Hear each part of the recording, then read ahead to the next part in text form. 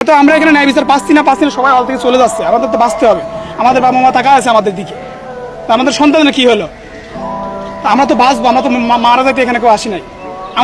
আমার বাপ প্রতিনিয়ত ফোন দিয়ে আমার বলে, আমি টিউশনি করে চলি, আমার বাবা আমার ফোন দিয়ে বলে বাবা আমার 500 টাকা পাঠা। আমার তখন চোখ দিয়ে কান্না পড়ে। আমি যদি চাকরি একটা না পাই, এর দায়ভার কে নিবে? সরকার নিবে?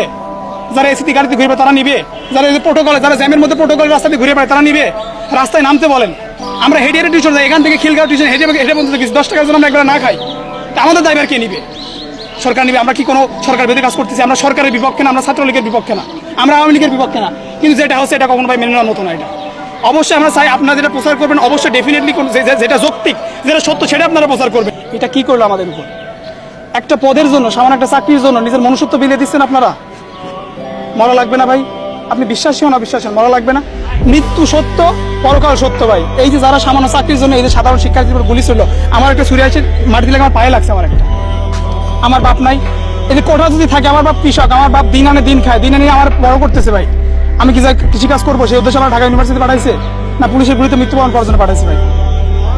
আপনারা লিখলেন এটা কেন লিখেন ধাওয়া পাঠাবে? এখানে ধাওয়া পাঠাবার কিছু দেখছেন আপনারা? আপনারা ছিলেন সকাল থেকে, সময় শুরু থেকে ছিলেন। আমরা শান্তিপূর্ণ আমাদের যে কর্মসূচি ছিল সেটা আমরা পালন করতেছিলাম। বা তারা কি করলো ভাই? এটা কি প্রশাসনের কোনো কাজ? এটা প্রশাসনিক কোনো কাজ? শিক্ষা প্রতিষ্ঠান হুট করে কেন বন্ধ করে দিল? আমরা যদি ভুল কাজ করি, আমরা যদি সরকার বিরোধী কোনো কাজ করি, প্রশাসন দেখবে ছাত্রলীগ কেন আমাদের মারবে? ছাত্রলীগ কেন আমাদের মারবে? এর জবাব দিতে হবে না ভাই?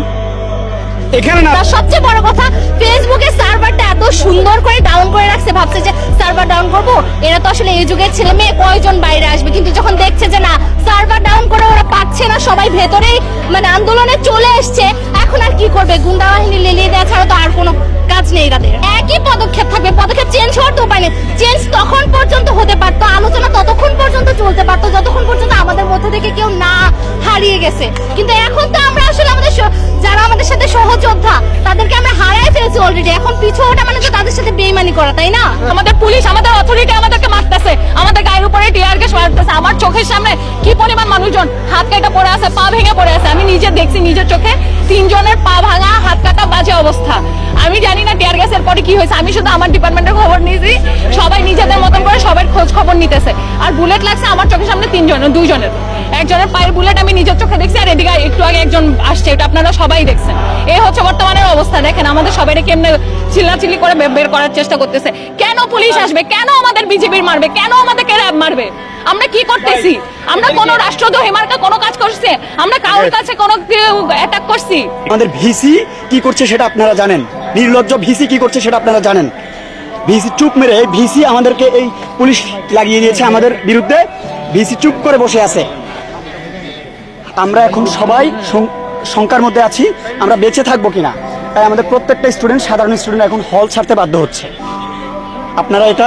আপনারাই দেশের বিবেক, আপনারাই এটা মানুষকে দেখাবেন, পুরো দেশকে দেখাবেন, এটাই আমার বিশ্বাস।